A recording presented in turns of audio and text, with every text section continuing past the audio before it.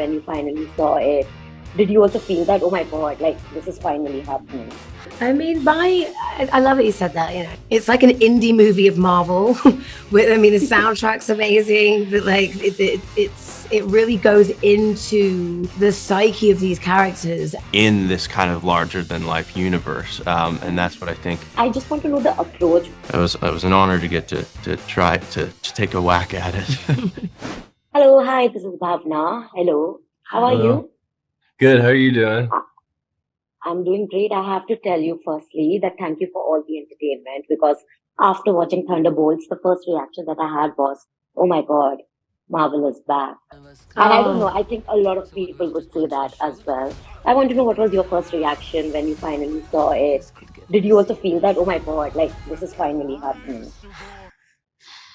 I mean, I love that you said that. You know, anyway, Marvel's back. That's been quite a similar reaction. Quite a few people of that kind of identifying Marvel in you know, again in a different way. And I think that the story of these characters and, you know, their own inner pain and inner, you know, I think what's beautiful is also Jake's lens and his optics of this movie. It's like an indie movie of Marvel. I mean, the soundtrack's amazing. But like, it really goes into the psyche of these characters, and I mean, they're all a bunch of misfits, and like you kind of have, like, starting from this place with these characters, it just gives it such a great journey to go on and go through with the audience. I think I think they're just cool. I think that's absolutely. Yeah, I think that really cool. Yeah. Oh, sorry. Yeah. No, I think yeah, it's a kind of spectacular thing to watch, kind of such grounded human issues being tackled in this gargantuan world, right? Mhm. So that's what's kind of like a spectacle about it, is it feels like you're watching yourself in this kind of larger than life universe, and that's what I think Jake did so well, and I think that's what we were trying to bring to it. Nice. absolutely. And Louis, I have to mention, because you are by and large the main villain for this film. I want to know from you, having played the Void and also Sentry, I just want to know the approach, because you know, as an audience, I have the authority, or I'm in a position to judge the character, but as an actor who's playing both these roles as one human being, what is that approach like? It must be tough.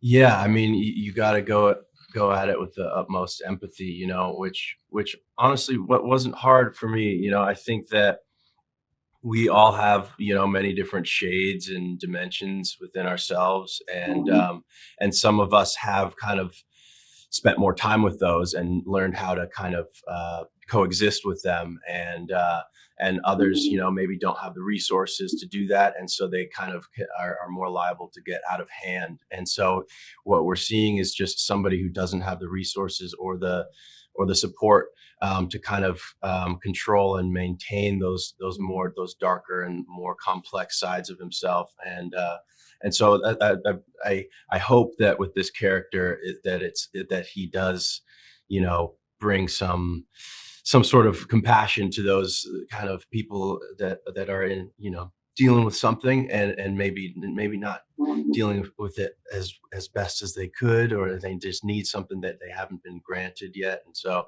it was a good challenge, and I really, it was an honor to get to try to take a whack at it. I am sure, because I'm looking forward to watching all of these characters evolve and grow. In Doomsday, I mean, come on, we have to talk about that as well. But before that, because I don't have a lot of time, I want to know from Hannah, how did your approach for Ghost change since the Ant-Man? Because I think that there is a certain arc that we see in this film. How did your approach particularly change? Well, I mean, obviously from Ant-Man and the Wasp, we left goes very much. I think a girl almost. This is a volcanic, volatile, uncontrollable, not in control of herself, and immaturity and naivety to how to deal with pain.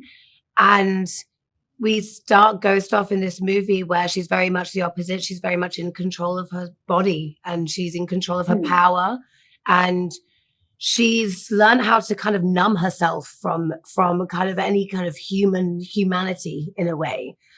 And Yeah. I think she's a bit of a stubborn mule in this movie when you first find her. I think she's very much like, there's nothing wrong with me, what's wrong with you kind of like feeling, you know. We love that. But actually, I think the journey of, you know, of Ghost is, you know, kind of what I think is interesting is finding that softness and that kind of release and trust in her character in this movie, and not being such a hard shell like a pineapple, you know what I mean? It's prickly all the time. It's like you kind of want to like have that, you know, that lovely kind of transition of a character that really does kind of find that softness and that inner need as well of sense of community and not being alone and feeling valued and valid.